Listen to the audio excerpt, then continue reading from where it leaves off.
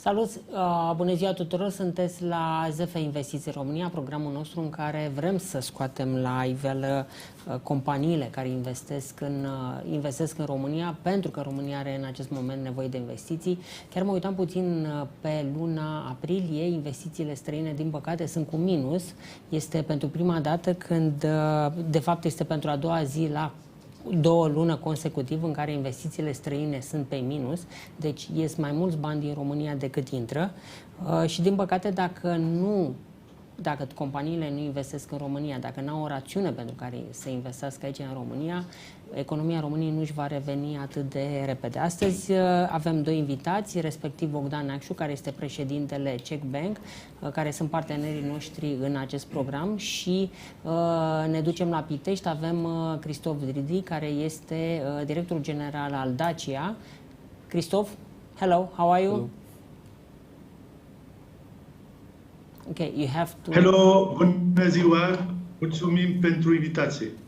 Alături de mine, bineînțeles, Bogdan Alecu, care este moderatorul acestei discuții. Bogdan, salut! Salut! Domnilor, mulțumesc frumos că sunteți aici. Hai să vedem cum arată economia României, cum o vedeți voi prin aceste cifre, prin sistemul bancar și prin producția auto. Bogdan? Bună ziua, mulțumesc pentru inițiativă și pentru invitație. Cu mare plăcere oricând să vorbim despre problemele realității economiei românești. În prezent, ce observăm noi la acest moment? Observăm o perioadă de conservare, o perioadă de wait and see din perspectiva clienților noștri și a investitorilor în general.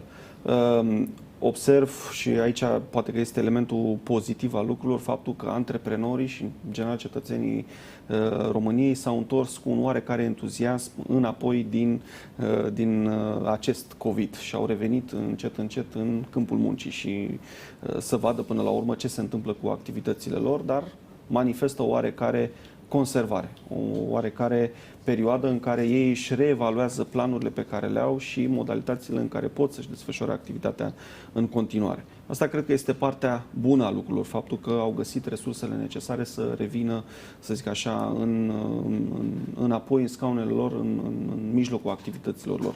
Acum este foarte important să vedem ce stimul găsim, cum să-i mobilizăm mai departe, astfel încât să își reia proiectele începute în alte momente sau să găsească resursele necesare să-și ducă activitatea mai departe. Și aici mă refer în general la sectoarele care sunt foarte afectate la ora asta. Da? Vorbim de hotelieri, de restaurante care încă nu au regăsit, să zic așa, toate resursele astfel încât să-și atingă nu un break-even, o modalitate de a își continua aceste activități. În schimb, vedem și antreprenori care încă investesc, mai ales în zona de agricultură, mai ales în industrie. Sunt proiecte importante la acest moment în care antreprenorii au găsit resursele și găsesc până la urmă apetitul necesar să-și ducă investițiile mai departe.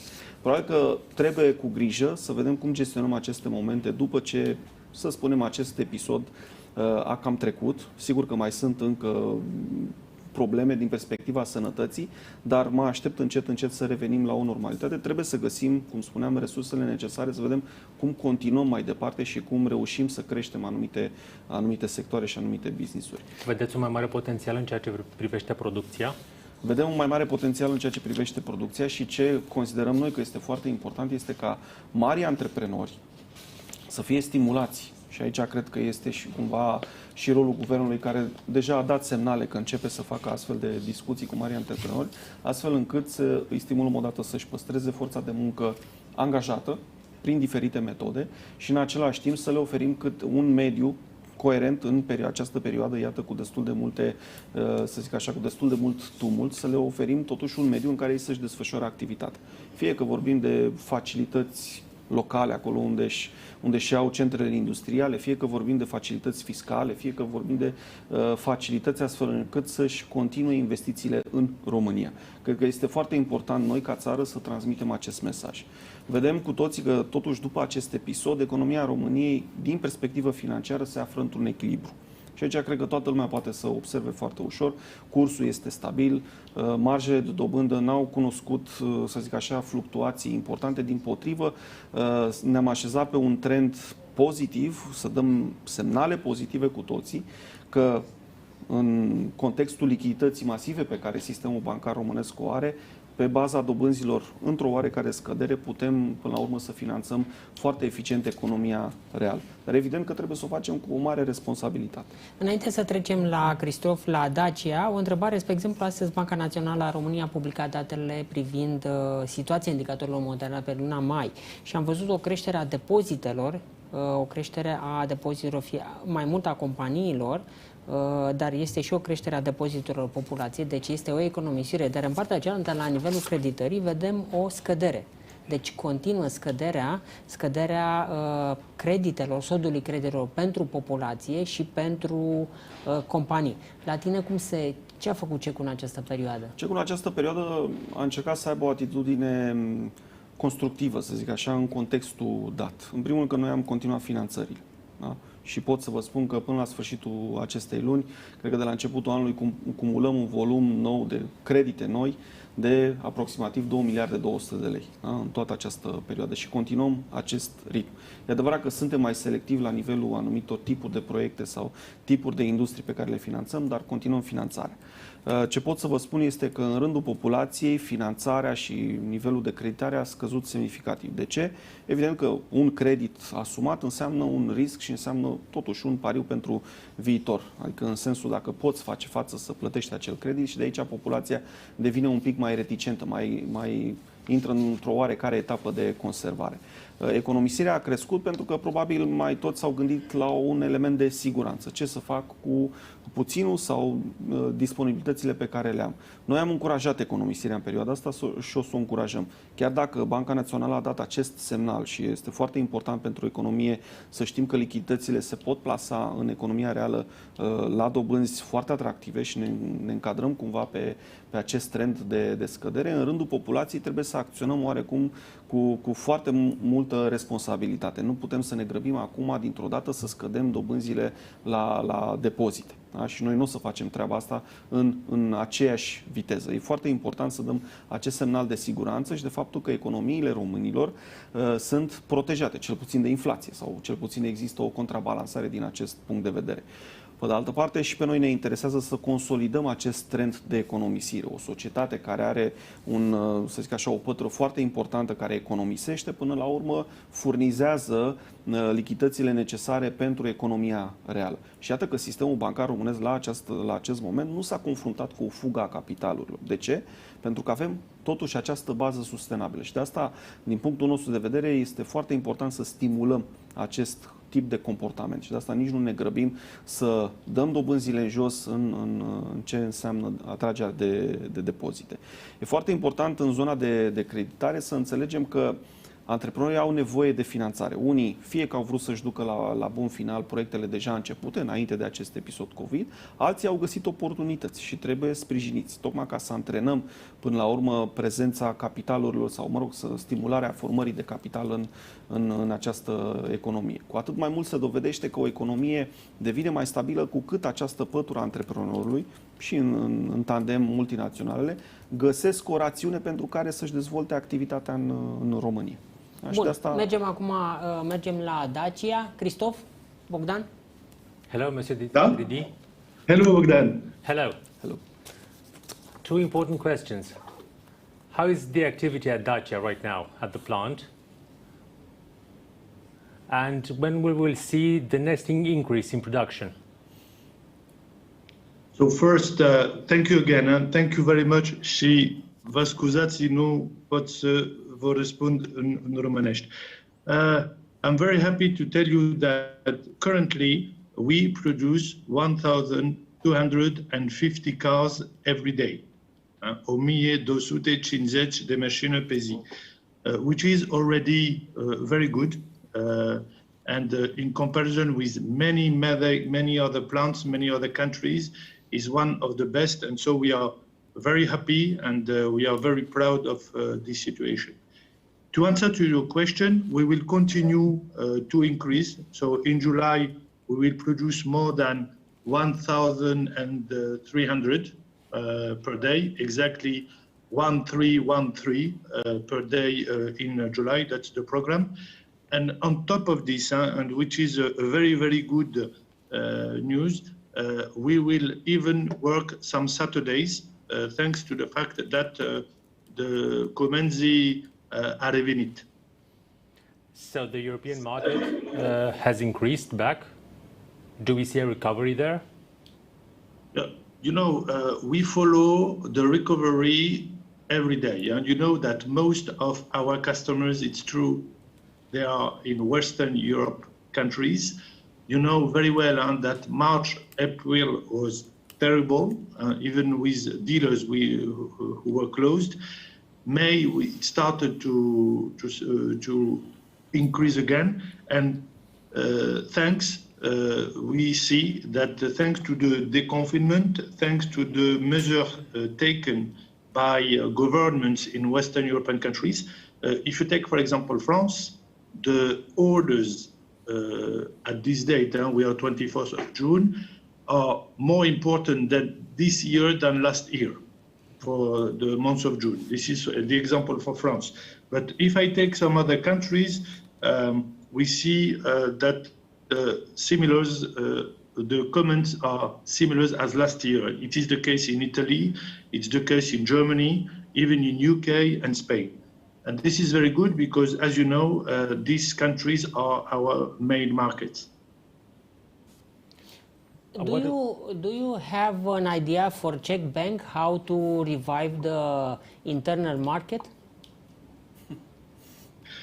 So first, when we talk about the automotive industry, I think that Rabla program is a very, very good program. And you know that it was launched in March. It was during the COVID, so we are starting again. So we have to help, we have to support the Rabla program. Of course, I would say, if possible, trebuie ne cumpărăm produce fabricate în România. So when we talk about cars, we are talking about Pitești, we are talking about Craiova. And so we need to help in order the people. You know, it is said, and we saw that in Asian countries, that some people, they prefer now to take a car than to go in the public transportation. They think it's safer and they prefer. So I would say that an affordable car like a Logan or like a Sandero, and especially I would say an LPG version. Why LPG? Because the emission of CO2 is 15 grams less than gasoline. And also, you know, at the price of the liter at the pump station for the customer, it's half price when you buy LPG in comparison with gasoline. So all what will be made in order to help the sales of the new cars will be very good, and especially if these cars are produced in Romania. Mr. Dridi, last month we saw the conference of Renault, and they announced their plans for future cars. What will change in Romania? Because they announced new platforms, that Dacia will have common platforms with Renault, and the development of these cars will be in Paris, not in Bucharest. No, you asked me many questions. So yeah. First, I would like really to congratulate our Romanian engineers who works in military. You know that they never stopped working. From one day to another, they switched to teleworking. It was in March, as you know very well, mid of March. And still today, 85% of our engineers, Renault Bucharest Connected Military, still work in teleworking, and we have no delay on our project. So we are very proud, and I really would like to congratulate our teams to have been continuing working all the time. And also I would like to congratulate Romanian IT infrastructure system, which are really very good and very helpful in this situation. In Romania, we are responsible for what we call global access cars. Global access cars, it's all the family of Dacia cars. So the development of global access, the development of Dacia is in Romania and remains in Romania. Even for Of course. future cars. Of course, for synergy point of view, you know, always we are doing that. Sometimes we take some common parts in order to do synergies, volume synergies. And, you know, the future cars, Dacia cars, they are developed here. Okay, that's a good news. And what can Romania do to attract more investments from Renault? So, you know, when I was preparing this interview, I was putting, and I have this paper here, what are the strong points of Romania and what we should improve. And I think that one first strong point of Romania is the fact that we are in Europe. And this is, for me, a big advantage when we are talking more and more about nearshoring, when we are talking about to bring back activities, especially from Asia to Europe and so on. I will go quickly, but in Romania we have skills, we have IT, I said it, we have agility. We have also, I think, still a big potential of improvement. What we should improve? First, you know, perhaps you say, I repeat, but it's true, infrastructure. We need to improve the infrastructure. I saw that several projects were launched. This is very good. We need to deploy the roads, the railroads, the maritime.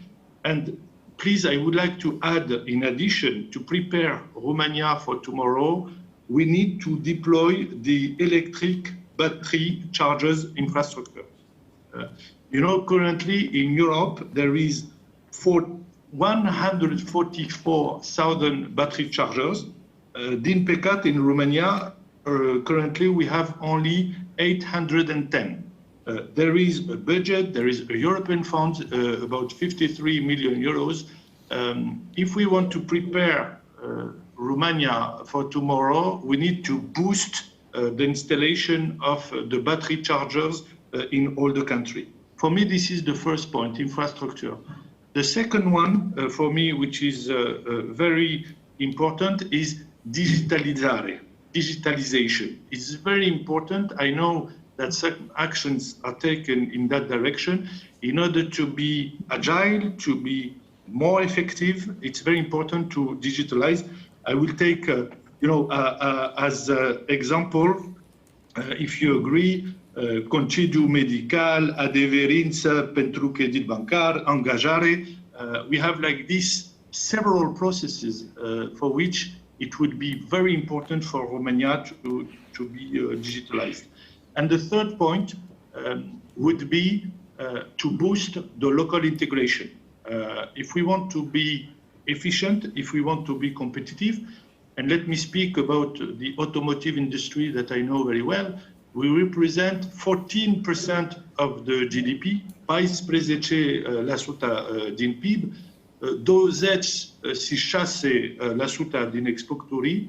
It's very important to help and to develop the local integration. So all what we will do in that direction to have more parts produced in Romania, and I'm talking about tier 1, tier 2, tier 3, will be very good for the competitiveness of Romania. Do you have an idea for Bogdan? Bogdan is the president of Czech Bank, to develop a credit line for people to, let's say, to buy some products from Dacia? You know, this can be done with Czech, with Bogdan, and with big pleasure. You know that Group Renault Romania, Automobile Dacia, we have also our bank, Renault Crédit International. So all offers that will go in the direction of Romanian people to buy Romanian production will be very good to boost the Romanian economy. Ok.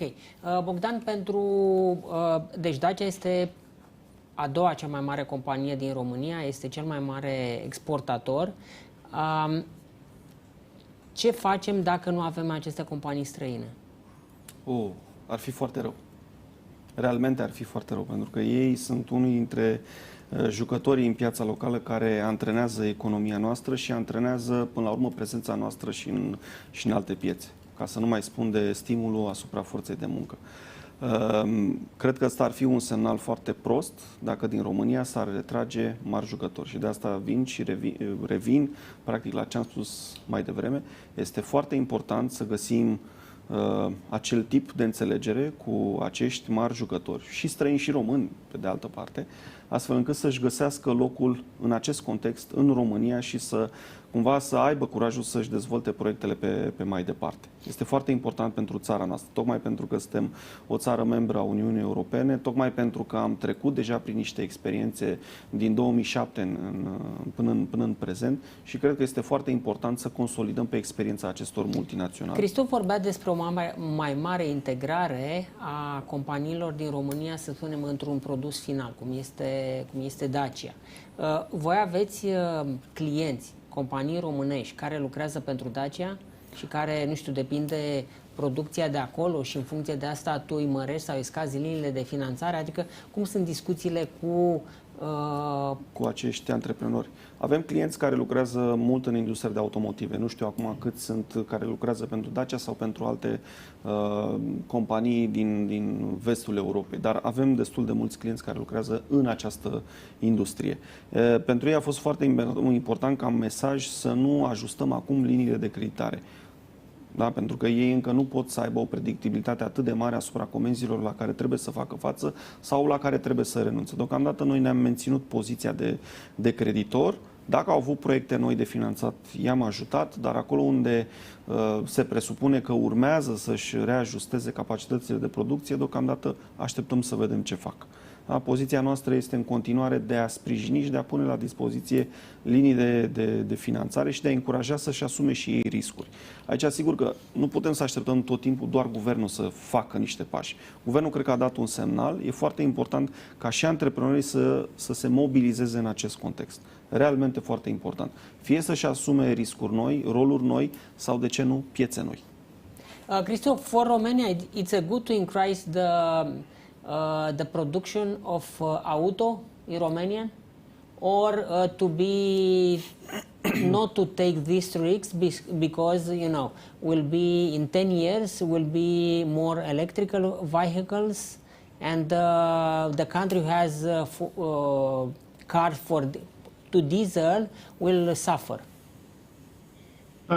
So first, I really think that even in the future, we will have cars. Cars is very important for the people. Cars is freedom.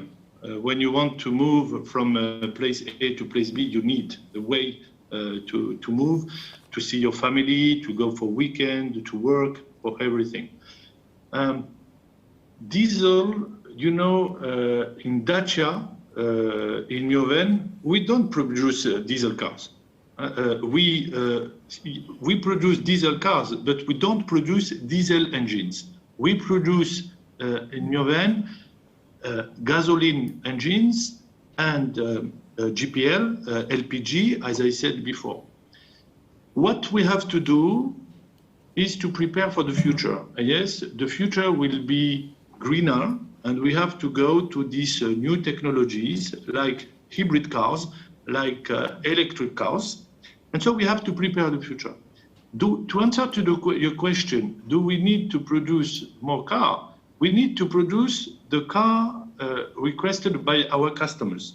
If we have customers, then we can produce. And to have customer, you need two things. You need competitiveness.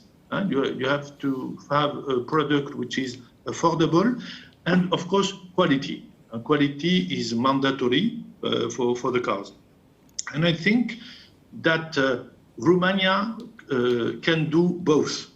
Romania is able, no doubt on this, and already proven to do good quality cars. On top of this, we have to remain competitive. And for me, this is the key point.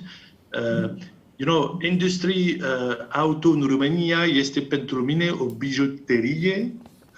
And so we need to keep it. We need to develop it, and that's why before I talked about the key success conditions like the infrastructure or the local integration. But to answer directly to the question, yes, if you have customer, you should produce. Okay. Do you think Romanian it's a destination right now? It's a good destination for foreign investment, for FDI, and what is the key point to be a destination right now? A lot of people discuss for delocalization from the China or the other Asian country through to Europe. And Romanian, do you think it's a good bet? Yes, definitely. Definitely, I think that Romania is a very, very good bet.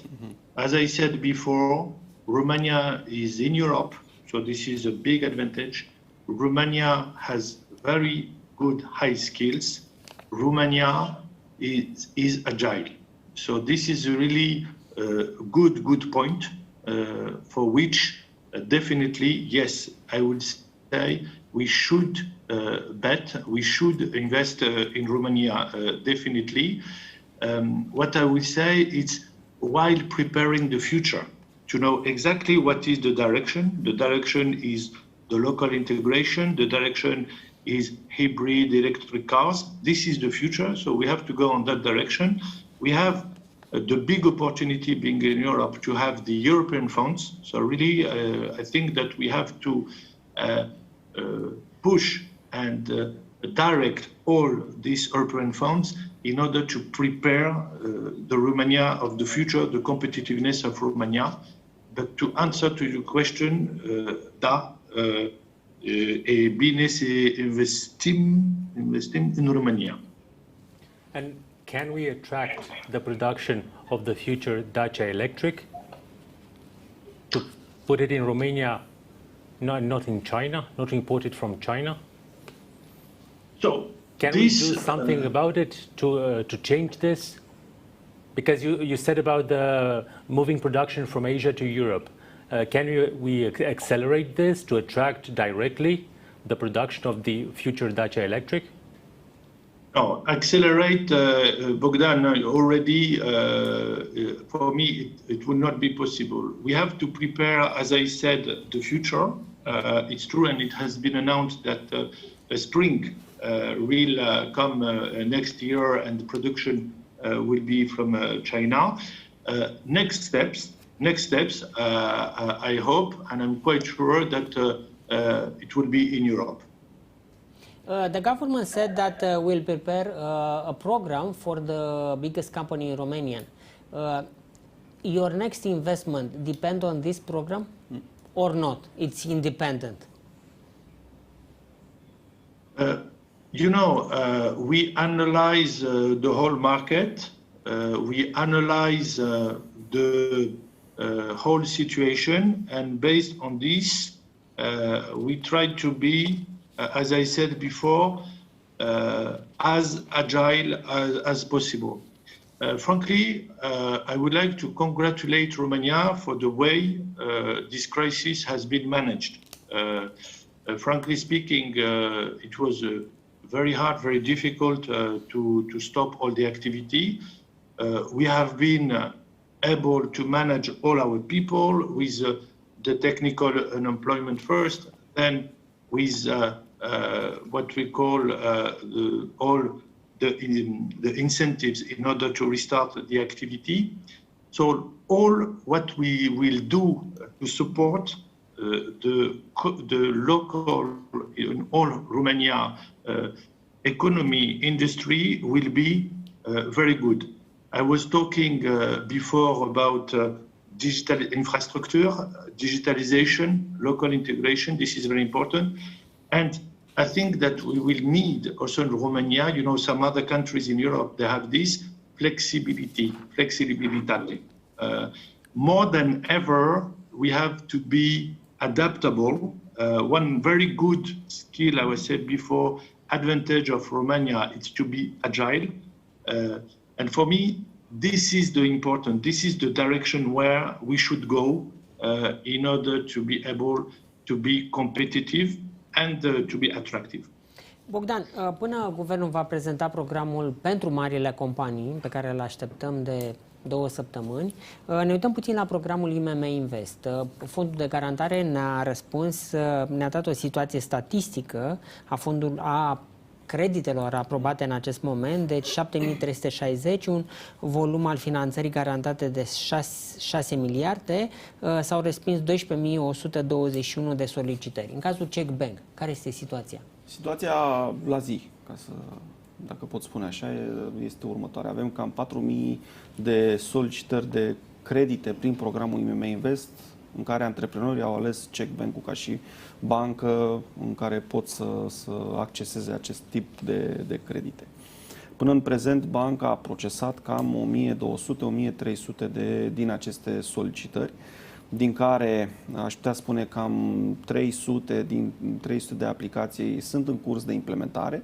Deci asta înseamnă că au fost aprobate final de către fondul de garantare. Vreau să întreb, deci voi v-ați uitat la 1200-1300? 1300 care au fost finalizate, procesate. Ok, câte s-au trimis către fond pentru aprobare și pentru pasul de acordare a garanției? Către fond s-au trimis cam 400, 450. Ok, și câte s-au întors aprobate? S-au întors aprobate cam 300 de aplicații. Și din 300 banii au intrat în contul... 300 sunt în curs de contractare, pentru că ele mai au câteva condiții înainte de a putea trage banii respectivi, care trebuie îndeplinite de către client. Dar putem spune că cu certitudine că aceste aplicații sunt implementabile. Într-un mod realist și uitându-te la structura companiilor românești, a IMM-urilor, voi CHEC Bank, cam câte aplicații veți aproba în total? Încă este foarte devreme să spunem câte din toate aceste aplicații, cele 4.000, vom implementa către final.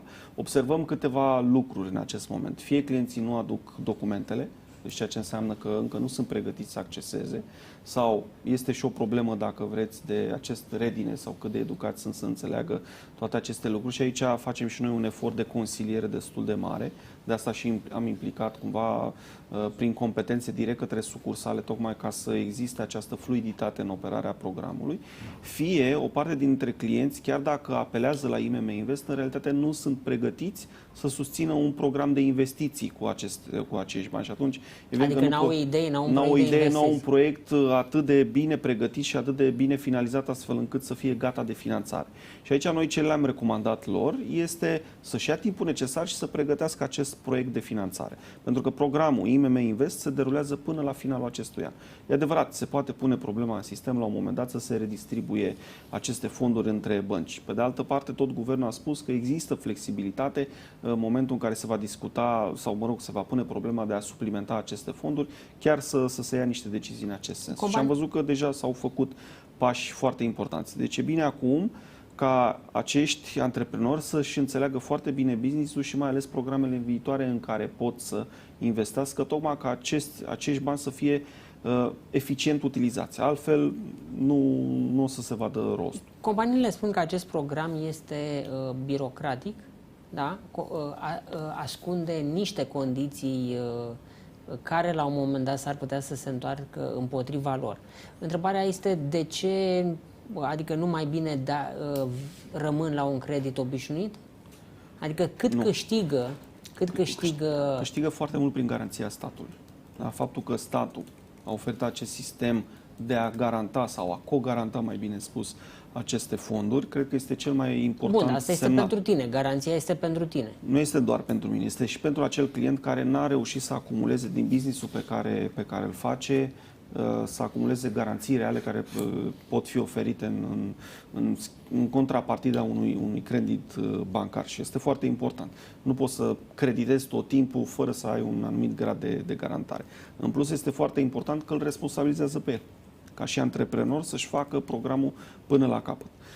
Dacă este birocrat sau nu, părerea mea este următoarea. Față de prima propunere a acestui program, lucrurile s-au fluidizat semnificativ. Au fost câteva iterații în care guvernul și fondul de garantare s-a implicat tocmai pentru a înțelege care sunt punctele blocate ale acestui program în forma lui inițială și s-au luat deja măsuri la nivelul guvernului astfel încât a fluidiza acest program.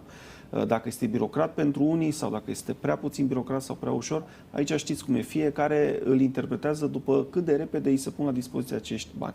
Părerea mea este că ce fac băncile la ora aceasta este de a sprijini clienții să înțeleagă și să încerce să completeze documentele cât mai repede posibil, astfel încât să acceseze acest program. Dacă se pot face lucrurile altfel, da, se pot face, dar pe de altă parte, nici noi nu putem să elicopterizăm acești bani.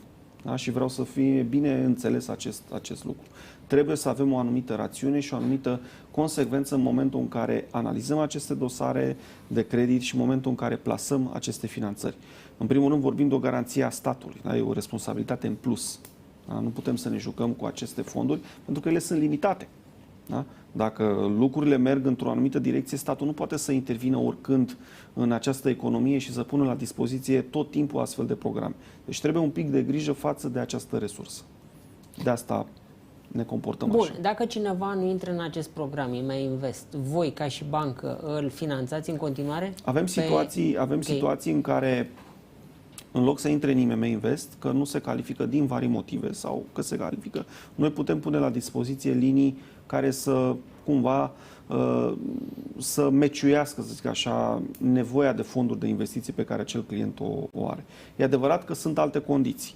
Și e adevărat că și aici, evident, clientul trebuie să prezinte o anumită situație financiară sau o anumită predictibilitate asupra business-ului său. Și avem cazuri de genul ăsta în care am finanțat în paralel cu IMM Invest. Bun, voi ce finanțați acum cu preponderență? Cu preponderență finanțăm agricultura foarte mult și vedem că este sezonul și sunt foarte multe bănci care fac acest lucru. Finanțăm industrie, finanțăm achiziția de terenuri agricole, chiar dacă este conectat cu primul subiect, vreau să punctez acest lucru pentru că încă este o ramură care merge foarte bine. Finanțăm construcții. Da? Cu preponderență construcții, infrastructură. Sunt sectoare foarte importante și care merg foarte bine. Mai finanțăm industria alimentară. Da? Tot felul de jucători care procesează și pe care stimulăm. De altfel, chiar și mesajul către antreprenori este să trecem un pic de faza asta în care vindem materia primă pentru o anumită marjă și să trecem spre procesarea materiei prime.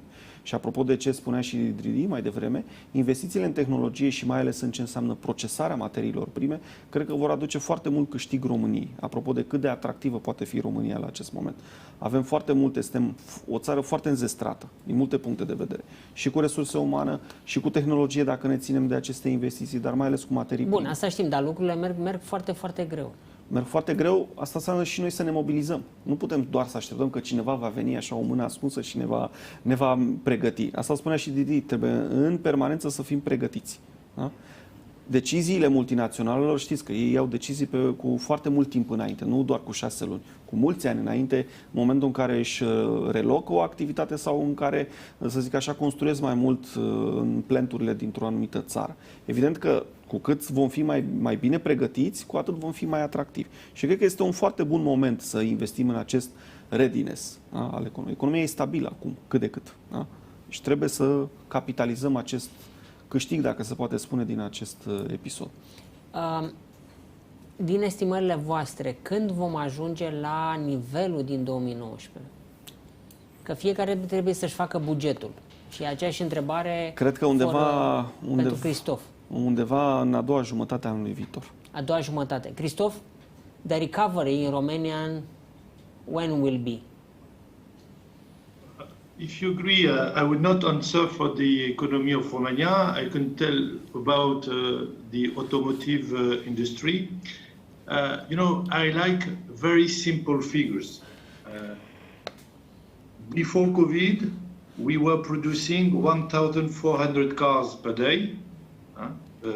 O mașină în fiecare 54 secunde. Now we are, as I said before, 1,250. We will be at 1,313 in July, and in September we will come back at 1,400. So, for me, this is very simple. You see the curve, and you can tell. So, I think that, and especially for affordable car like Dacia cars.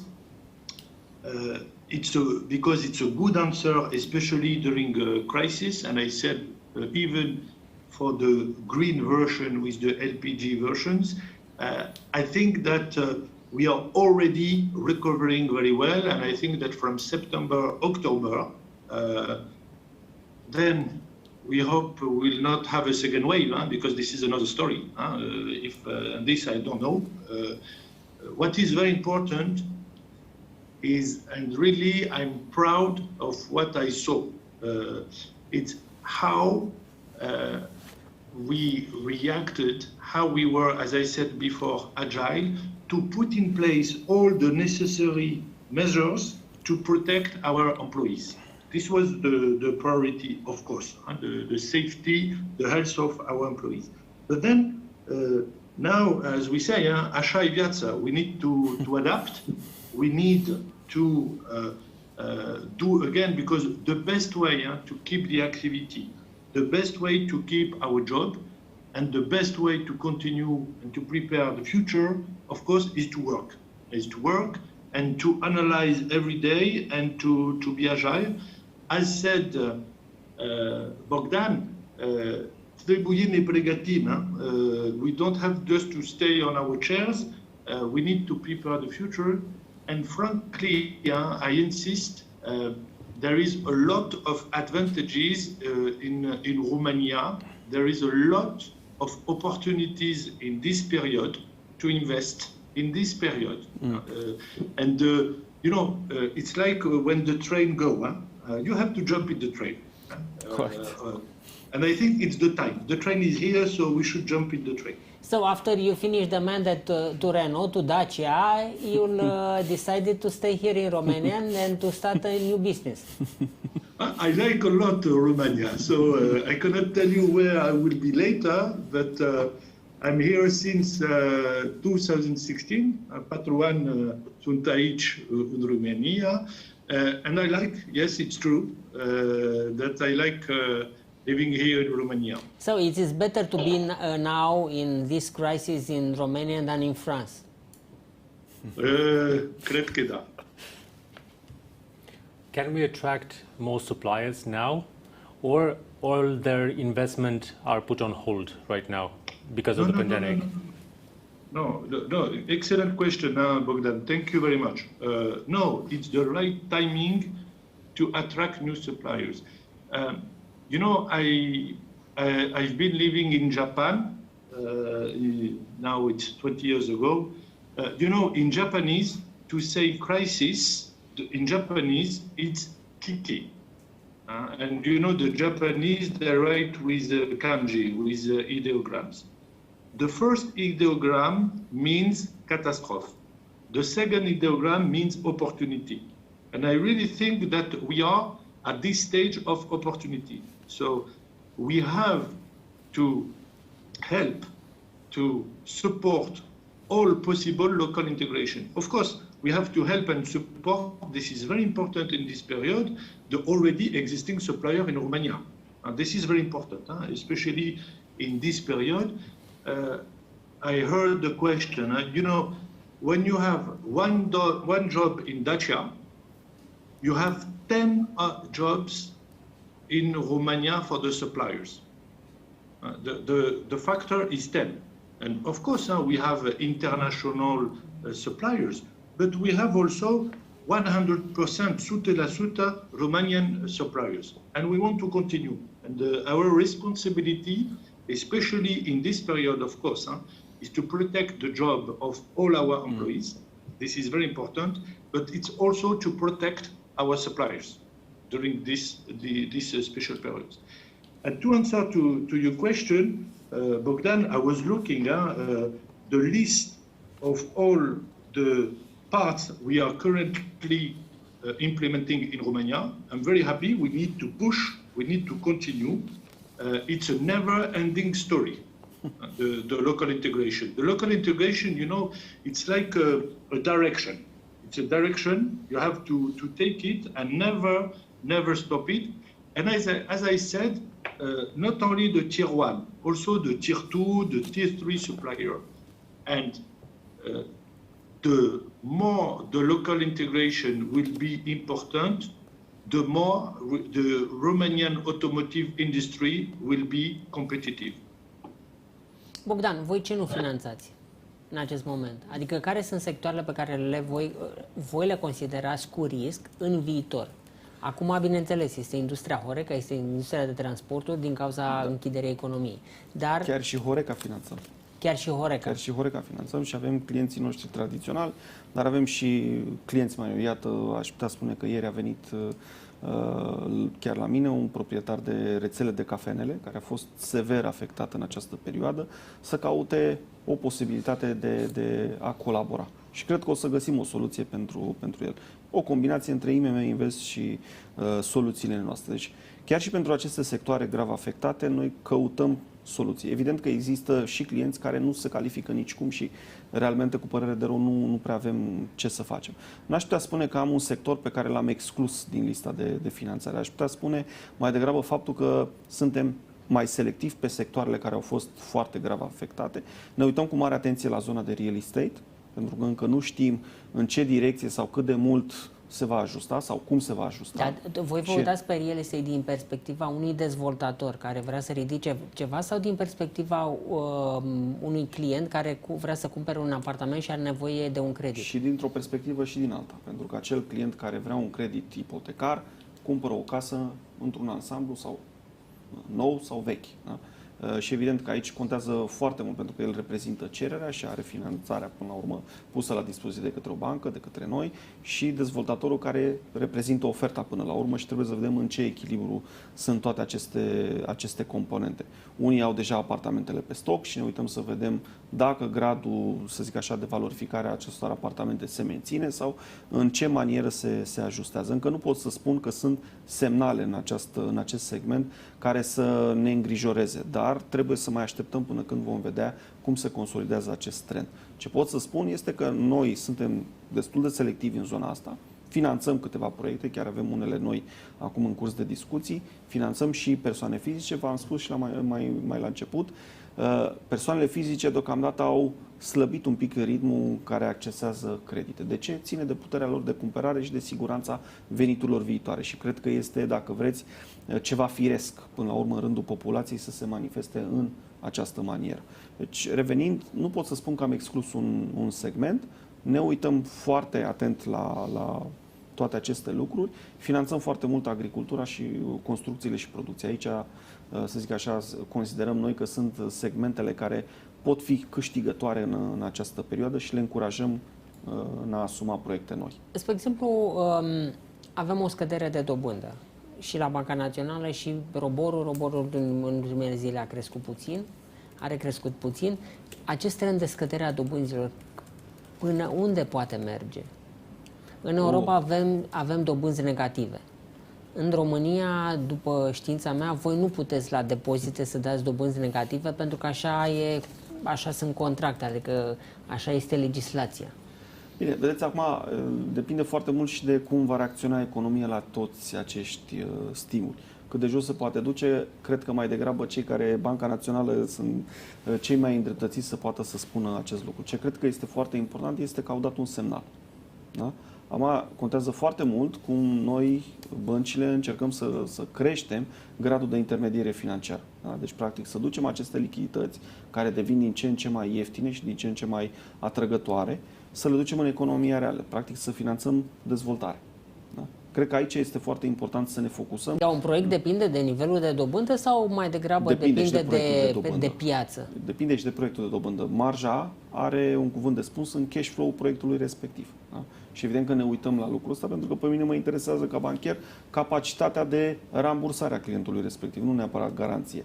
Mă interesează în cât timp se recuperează acest credit și până la urmă cum el, până la urmă din proiectul respectiv, creează valoare adăugată. Deci evident că pentru antreprenori și pentru persoane fizice, până la urmă, lucrurile astea contează. Ce am spus întotdeauna, am spus că în România diferențialul dintre dobânda activă și dobânda pasivă încă este sus. Și cred că, de fapt, mesajul Băncii Naționale trebuie interpretat mai degrabă în trendul acesta de a îngusta acest culoar. Da? Deci a lucra... Bun, sau cred că mai degrabă de a avea proiecte, de a avea piață, de a revigora piața. Evident că trebuie, prin o astfel de îngustare, creăm proiecte noi, creăm apetit pentru investitori. E absolut firesc.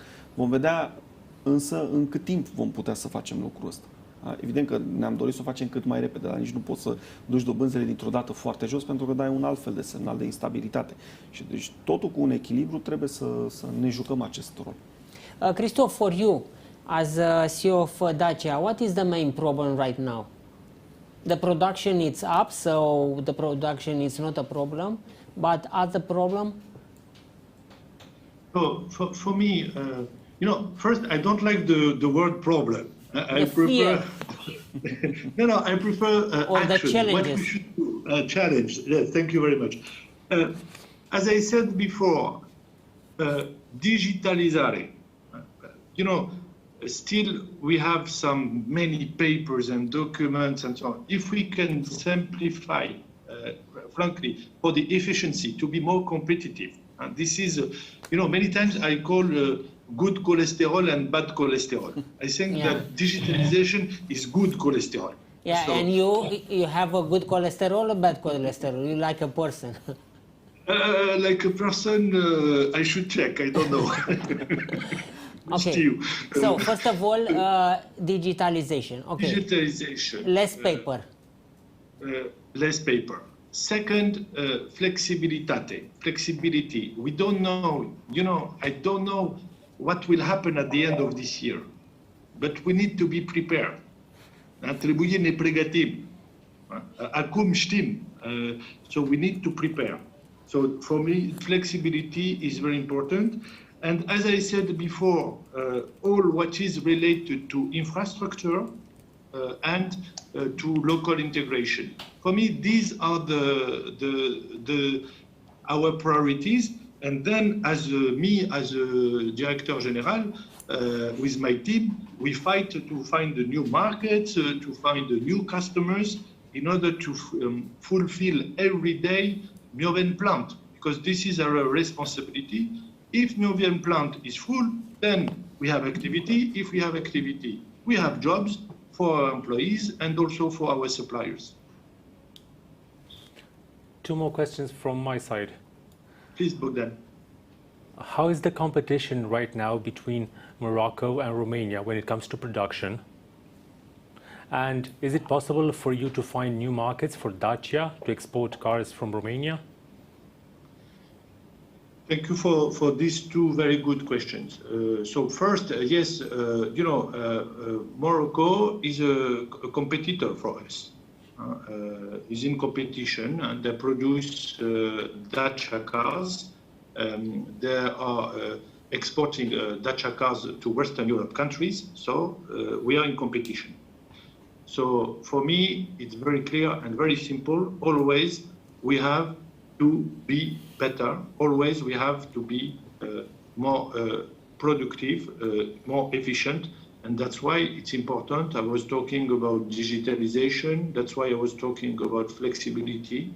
That's why I was talking about infrastructure. All these are levers in order to keep the competitivity. We always has to be better. In absolute, nobody is perfect. It does not exist. But always you have to be better than the other one. New market, yes, we have to look for that. We have to find all the solutions. New market means either new countries where you can do the exportation, but new market can be also in your own country with a new project. For example, you remember last year we did Logan Stepway. We didn't have, we had Sandero Stepway, we had Logi Stepway, but we didn't have Logan Stepway. And we did this in an agile way. I was very proud again of our engineers who did that. We were able to develop here in military Logan Stepway. So another way is this. It's to say either you look for other countries or you look for other suitable products in the market.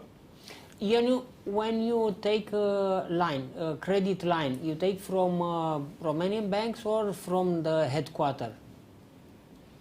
I don't understand this question. What does it mean? You want to challenge me? Nu înțeleg. Bogdan, please help me. I don't I think you understand the wanted to question. challenge me if Romanian banking is financing Group Renault. I think you are financing actually through the mother company. In case you need it. Thanks, Bogdan, for the answer. Okay. You were talking about new products.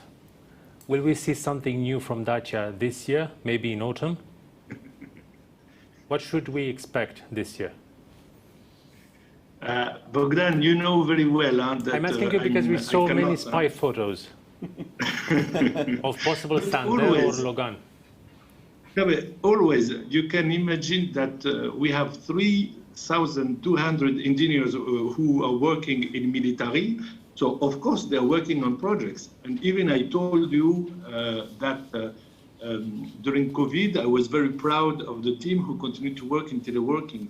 So, of course, we have projects. Trebuie ne pregătim viitor nostru. It's normal. 2012 was a very busy year, 8 years ago. You know, we are very busy in military. As I said before, we were responsible for global access cards for the world, not only for Romania. We are responsible for global access cards for Russia, for Brazil, for Morocco, for Chennai in India, and I will stop here.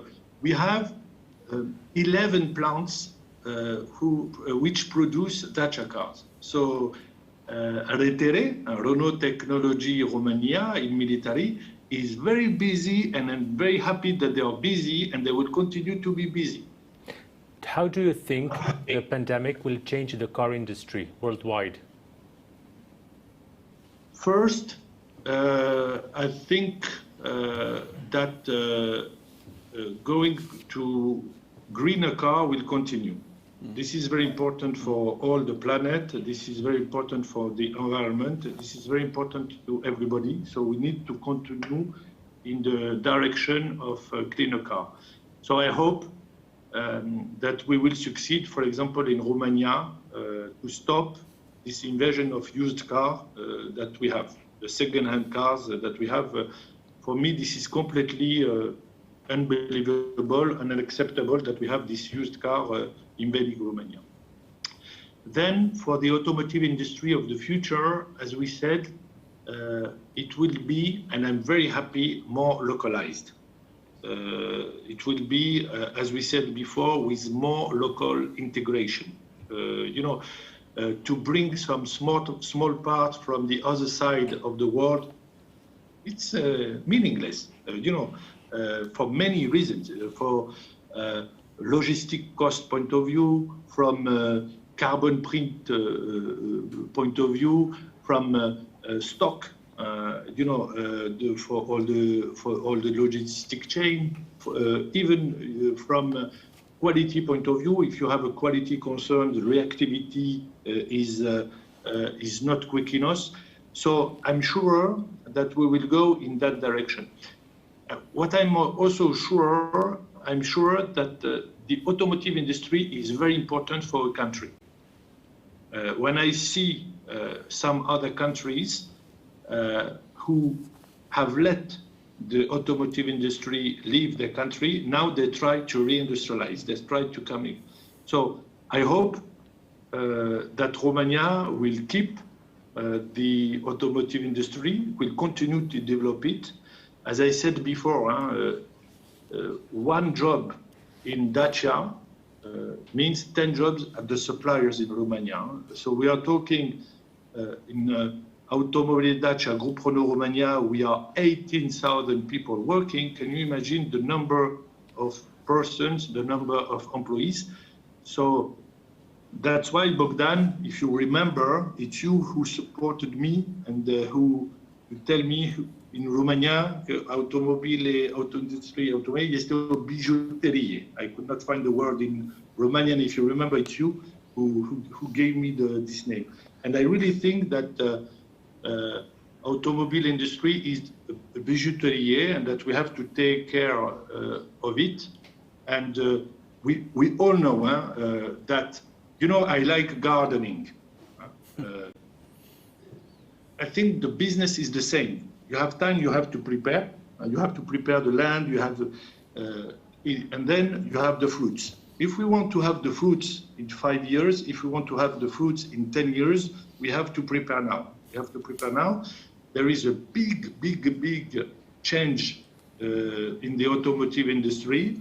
We have to take the right road, to take the right decisions, and împreună suntem mai mult puternici.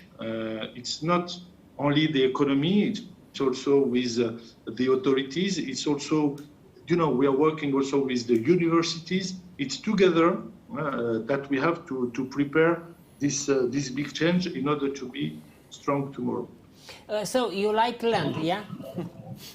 Yes. Yeah, okay. Czech Bank, if you need some credit line to buy land here in Romania and it's very cheap, credit line, Czech Bank will be your banks.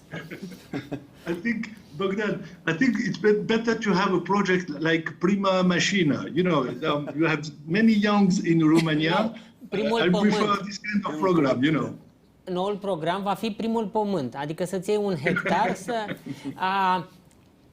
let's, for 1 minute, be a journalist and put some one question to Bogdan. It's a banker. What can he do as a CEO of Czech Bank, one of the main bank here in Romania, to improve the business in Romania? Wow. Sorry, it's not prepared, so Bogdan, sorry in advance. No. One question you have in mind. Okay. Be angry, because the people in Romania are very angry against the bank. No, Bogdan, I will just ask you, how can we better support pentru a ne să cumpărăm produse fabricate în România? First of all, invest in technology. Second, infrastructure, and more production. I think these are the three pillars which shall improve, at the end of the day, the quality of our products and definitely to increase the production capacities. I think these are the most important aspects. Okay, look, Dacia said, Christophe, that Dacia will increase the capacity. It will be near the maximum capacity, but the main problem is in economy. Economy, it's not at the same level. Yeah, but we should stimulate all these kind of things. And entrepreneurs, through education, through different facilities, either governmental or, I don't know, banking side, that shall support all these kind of entrepreneurs. Why do you think that Romanian people buy more used car from Occident than buy at the same price Dacia? I think this is slowly decreasing. We can obviously see the fact that Dacia is very present in Romania as a car, as a local car, and this is definitely increasing because the autonomy and the way of using this car is very, very good and very important. I can tell you from my personal experience, because in Czech we have Dacia car fleet.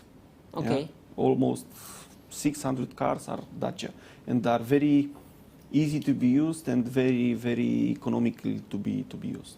And that's a fact. Okay, Bogdan, the final question for Christophe. Christophe, can you hear me? Yes, please. Okay. Yes, I hear you. Final question. When will Renault put on the table the investment it cancelled this year for expanding the plant to 406,000 units? When we will see it again? So it has not been cancelled.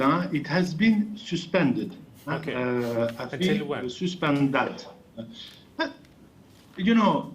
When the stars will be aligned, Bogdan. It's very hard right now. One of the stars is customer demand. Yeah, correct. You need to have the customer. You need to, if you don't, we don't produce cars to put them on stock. Of course. We produce cars in order to be sold. Do we need a scrapping program at the European level? So, even at, yes, why not at European level, but even, to continue to fight against the used car coming in Romania. To continue to fight against those cars. we have Rabla program, we have Rabla Plus, very good program, but frankly, I think we have to go stronger. We have to go stronger. Frankly, you prefer, you know, what is the, I'm talking not about fleets, huh? I'm talking about customers, real customers in Western Europe countries. Private You know what is the first car sold in Europe, in Western Europe countries? Sandero? Sandero and Duster. If you go to France, if you go to Spain, you go to Italy, you will see many Sandero, you will see many Dusters. And in Romania, we accept all these used cars? No. So I think that first is customer demand, and then is the total capacity. You know, Group Renault, it's normal worldwide. Look at the total capacity. It's completely normal. You will not invest if you have still some capacity which is free. I'm just talking like a businessman, Bogdan, but I think it's normal to think like that. You have to look at what is your capacity, and you have to look at what is the customer demand. And always our job is to be in line, which is what want the customer and what we will be able to do. So, este suspendat, nu este cancelat, se zice în românești? Anulat. Okay, Christophe, thank you very much for your presence in ZF Invest in Romanian. Thank you very much. Thank you very much. Bogdan, deci sunteți depozitele voastre sunt mai mari decât creditele, vreți să dați credite, dar piața este cum este. Piața încă nu s-a animat așa de repede după tot acest episod. Evident că am găsit niște alternative, am investit foarte mult în titluri de stat. Era cumva Cât în toată această perioadă? Aș putea spune că am în jur de 6-7 miliarde de lei care am tot rulat în poziția de titluri de stat. Ai o sumă importantă. O poziție importantă pe care am luat-o. Nu se înțelege că e stoc. Am mai cumpărat, am mai vândut, dar a fost foarte important să antrenăm în tot acest episod piața și să fim un suporter eficient în toată această perioadă. Încet, încet revenim către a dirija lichiditățile în economia reală, pe măsură ce antreprenorii găsesc important să își reia activitatea și să investească în business-urile lor. Bun, care este principala problemă în acest moment? Este lipsa de cerere? Da. Sau, nu știu, sau companiile nu mai au alte garanții, să spunem? Nu neapărat lipsa de cerere, teama că această cerere se va redimensiona, în sensul că va scădea, că nu vor mai avea comenzi în aceeași măsură. Uite, ne uităm și la Horeca. Chiar dacă ușor, să zic așa, aceste măsuri se relaxează, sigur, depinde foarte mult de autorități. Nu putem spune că noi ne ducem cu aceeași frecvență la restaurant sau la o cafenea sau la un hotel. Da? Iată că și noi, ca și ființe sociale, ne ajustăm acest comportament. Dar nu vă așteptați ca tocmai după ce încetinește această pandemie, cererea să crească și mai mult decât era înainte, tocmai pentru a recupera această perioadă? E foarte greu de spus dacă va crește într-un ritm atât de rapid, astfel încât să revenim la momentele inițiale. Nu cred personal, dar sigur că încercăm, facem toate eforturile să sprijinim acest demers. Ține foarte mult de cât de multă încredere vor căpăta și cetățenii și antreprenorii că toate aceste lucruri se vor întâmpla într-un termen real. Plus că știm foarte bine, România nu oferă doar o piață locală pentru toate business-urile. Multe business-uri din România depind și de piețele externe. Da? Și evident că există un antrenament în lanț, așa cum a spus-o și Christophe. Un loc de muncă la Dacia presupune alte 10 locuri de muncă în spate, da? în supplierilor. La fel de bine se întâmplă și în alte tipuri de business. Poate nu în același raport, dar cu siguranță se întâmplă. Trebuie să vedem în ce manieră toate aceste proporții se vor păstra, ca să putem spune dacă lucrurile revin la momentul februarie sau la momentul de dinainte acestui episod. Bun, tu ești mai optimist acum sau să spunem... Sunt optimist pentru că modul în care ne-am mobilizat, și noi ca bancă, și mulțumesc colegilor mei care au înțeles tot acest demers pe care l-am făcut, dar și antreprenorilor care au înțeles să revină, să zic așa, în fața business-urilor lor și să vadă ce este de făcut. Deci, din punctul ăsta de vedere, cred că România, cetățenii noștri s-au mobilizat astfel încât să își reia activitatea. Sigur, în condițiile și respectând măsurile pe care trebuie să le respectăm în această perioadă, ca să fim sănătoși în primul rând, că e cel mai Bine, important. Bogdan, mulțumesc frumos. Mulțumesc A fost foarte mult. Bogdan Neacștu, președintele CHEK Bank. CHEK Bank este principalul partener în acest proiect. Ne revedem mâine, vă revedeți cu Alex sau Bogdan. O zi bună în continuare.